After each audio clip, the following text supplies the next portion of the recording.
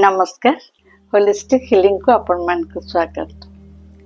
मिठा खाया को साधारणतः आम समस्ते भल पाई था, किंतु मिठा खाया को आम टिके जदि जगी रखी खाइबा ताले आम निश्चित भाव यार स्वाद नहीं पारिबा। जेमती कि आपण मिठा जातीय खाद्य केबे हेले सकाळु उठिकी ब्रेकफास्ट रे संग संग नेबे नहीं।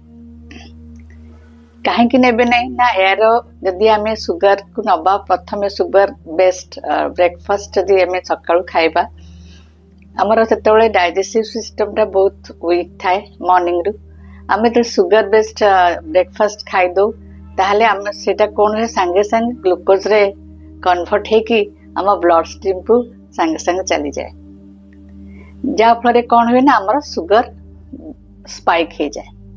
ये स्पाइक टा रुहे प्राय 90 मिनिट्स जाए आम देहरे। यही 90 मिनिट्स पर से आस्ते आस्ते क्रैश हुए। पुणी जो क्रैश हुए से पुणी आमर मन हुए सुगर जिनस खाया आम क्रेविंग करू सुगर खाया पुणी आम तो किसी सुगर खाईदबा ताले पुणी से अवस्था आसी जाए जे पुणी आमर स्पाइक हो जाए।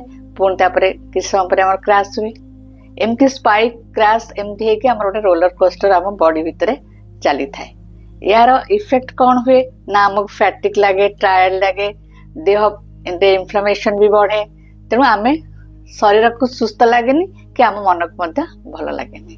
किंतु आम जदि ए सुगर को खाइबा पर खाइबा ताहले आम एते विपद नहीं। कहीं आम खाइबा समय आम प्रोटीन खाई था, से फैट थाए, फाइबर थाए। तेणु आम होलसम खाद्य जो आम खाईदे तापर आम सुगर खाऊ से फूड गुड़िक आमको प्रोटेक्शन दिए। सेटा आमर फास्ट जो नहीं बॉडी रे सेटा डाइजेशन हम कि समय लगे। तेणु सुगर डेरी डाइजेशन हुए और से आउ स्पाइक करि पारे नहीं ब्लड सुगर को इमिडिएटली।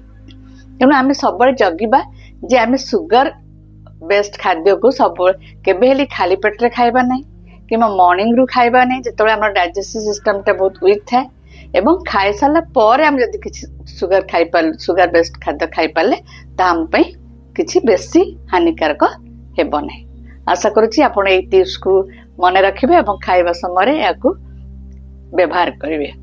धन्यवाद, नमस्कार।